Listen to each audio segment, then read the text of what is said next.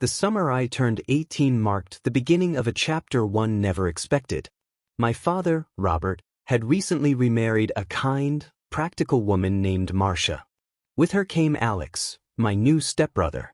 Alex was 2 years older than me, charismatic, athletic, and brimming with a confidence that seemed to highlight every insecurity I kept hidden.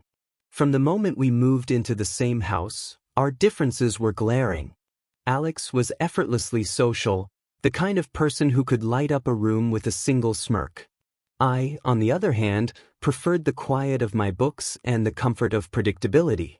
Initially, we circled each other cautiously, bound by the forced proximity of our blended family but separated by a palpable tension. Our shared bedroom became the battleground for our awkward coexistence. He had a habit of blasting his music, filling the room with pounding beats that grated on my nerves.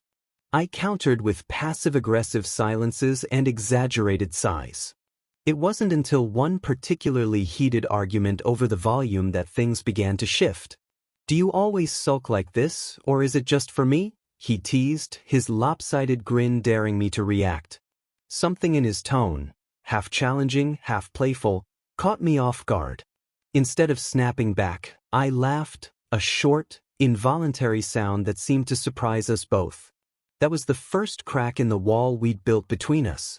Over the weeks that followed, our relationship softened.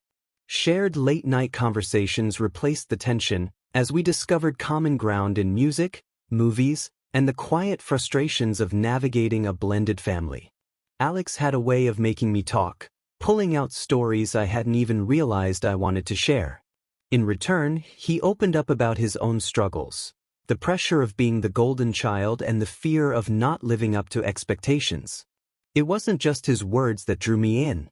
It was the way he listened, his sharp blue eyes fixed on mine as if nothing else mattered in that moment. The space between us, once so charged with irritation, now felt warm, almost magnetic. One evening, we found ourselves sitting side by side on the worn leather couch in the living room. The house was quiet, our parents having gone out for dinner. The glow of the TV cast soft shadows across his face as we laughed at a ridiculous comedy. At one point, our shoulders brushed, a fleeting contact that neither of us moved to break. I felt it then, a spark, faint but undeniable. It terrified me as much as it intrigued me.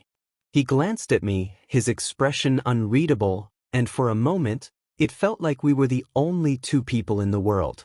That night, as I lay awake staring at the ceiling, I couldn't shake the feeling that something had shifted between us. It wasn't just brotherly camaraderie anymore. Something deeper was taking root, something I didn't yet have the courage to name. It was a humid Saturday evening when the fragile boundaries between Alex and me finally crumbled. Our parents had gone out for a weekend retreat, leaving the house eerily quiet. Alex suggested we order pizza and watch a movie, a casual gesture, but one that felt charged with unspoken intent. I settled onto the couch, a safe distance from him, while he scrolled through a list of movies. He eventually chose a nostalgic action flick we both loved, one we'd watched several times since our uneasy truce had turned into something closer to friendship. The evening began innocently enough, with easy laughter and harmless banter, but the atmosphere shifted as the hours dragged on. The space between us seemed to shrink, like an invisible force was pulling us closer. My heart raced whenever his knee accidentally brushed mine, the fleeting touch sending a spark up my spine.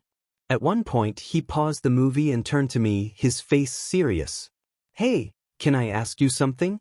"Sure," I said, though my voice wavered. "Do you ever feel like you're not being completely honest with yourself?" His words hung in the air, heavy and pointed. I froze, unsure how to respond. Was he talking about himself? About me? The room felt unbearably warm as I searched for an answer that wouldn't betray the chaos in my chest. "I guess," I replied cautiously. "Sometimes." Alex leaned back, his gaze never leaving mine. "Me too," he said, almost a whisper. There was a vulnerability in his eyes I hadn't seen before, as though he were handing me a piece of himself and daring me to accept it. Before I could think of what to say, He closed the distance between us. His hand, warm and steady, rested on mine. I should have pulled away. I should have laughed it off or made an excuse to leave. But I didn't. I couldn't. The world seemed to fall away in that moment, leaving just the two of us in the dimly lit room. His eyes searched mine for permission, for understanding, and I found myself nodding, though I wasn't sure what I was agreeing to. When his lips finally met mine, it felt both surreal and inevitable, like crossing a line I had been inching toward for weeks without realizing it. The kiss was tentative at first, a careful exploration, but it quickly deepened, fueled by a need we had both been suppressing. When we finally pulled apart, the silence was deafening. His hand lingered on my cheek, his expression a mix of fear and longing. "We shouldn't have done that," I murmured, though my voice lacked conviction. "I know," he said softly. But neither of us moved, the gravity of what we had just done tethering us in place. The air between us felt charged, fraught with the weight of what came next. Deep down, I knew there was no going back to the way things were. In the days that followed our kiss, Alex and I became masters of secrecy. Every glance across the dinner table, every accidental brush of hands in the hallway, was charged with a silent understanding. What had begun as a single moment of weakness now felt impossible to resist. At night, when the house was quiet and the world seemed to forget us, we found ways to steal moments together. One evening, while Marcia and my dad were watching TV downstairs, Alex slipped into my room under the pretense of borrowing a book. He sat on the edge of my bed, his familiar smirk softened by the dim glow of the bedside lamp. "This is risky," I said quietly, my voice betraying the excitement that pulsed beneath my words. "Life's no fun without a little risk," he replied, leaning closer.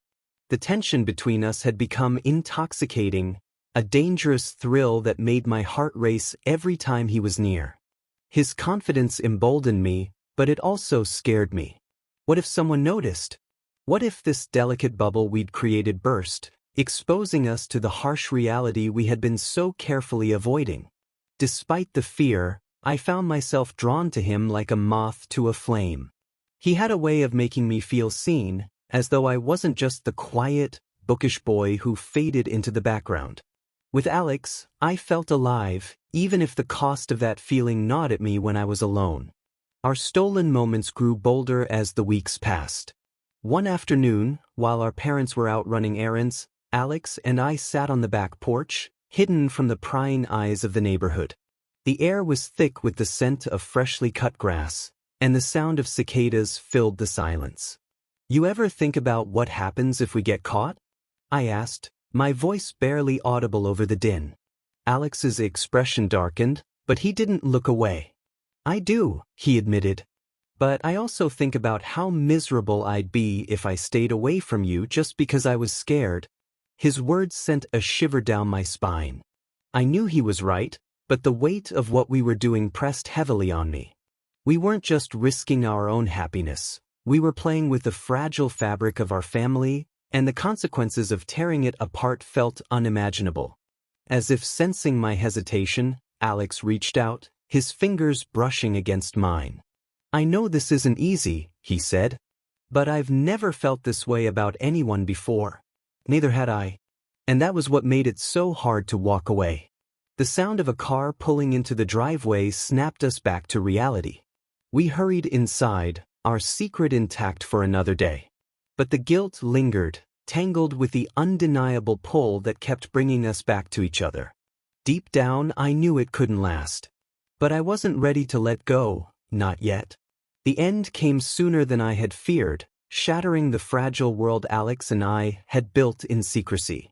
It happened one quiet evening when the house felt serene, almost deceptively peaceful. Marcia had gone to bed early, leaving my father in his study, engrossed in paperwork. Alex and I thought we were safe. We sat in the living room, the soft hum of the television filling the air. His hand brushed mine, a fleeting touch that lingered a second too long. I caught his gaze, and for a moment, everything else melted away. He leaned in, his voice barely above a whisper. "I hate hiding like this," he said, his eyes searching mine. "I do too," I admitted, though the truth weighed heavily on my chest. Before I could say more, the creak of a floorboard froze us both. My father stood in the doorway, his face a mask of confusion that quickly gave way to something darker: hurt, betrayal, and a simmering anger that made my stomach drop. "What's going on here?" His voice was low, but it carried the force of a thunderclap. I scrambled to speak, to explain, but the words caught in my throat. Alex rose, his usual confidence faltering under the weight of my father's gaze. "Robert," Alex began, but my father cut him off with a sharp gesture. "Don't," he said, his voice trembling with restrained fury. "I trusted you." The next few minutes were a blur of accusations and heartbreak. My father's voice grew louder with every word, each one cutting deeper than the last. Marcia appeared at the top of the stairs, her expression a mix of confusion and dread. "Robert, what's happening?" she asked, her voice quivering. He turned to her, his voice cracking as he said, "Ask your son." The weight of his words hit her like a physical blow. Her eyes darted between Alex and me, slowly piecing together the truth. The silence that followed was suffocating. "I can't believe this," she whispered, tears welling in her eyes. In that moment, the reality of what we had done came crashing down around us. We hadn't just betrayed our family, we had destroyed the fragile trust that held it together. Alex tried to speak, his voice steady but desperate. "I love him," he said, the words hanging in the air like a final confession. My father's face hardened. "Love," he spat. "You've ruined everything." Marcia led my father away, their voices fading as they retreated to the kitchen. Alex and I stood in the wreckage of what we had created, the weight of our choices pressing down on us. "I'm sorry," I whispered, tears streaming down my face. Alex reached for me, but I stepped back. "This is over," I said, my voice breaking. It was the hardest decision I had ever made, but it was the only way to begin repairing the damage we had caused. As Alex left that night, the house felt colder, emptier, a reminder of the love we had shared and the price we had paid for it.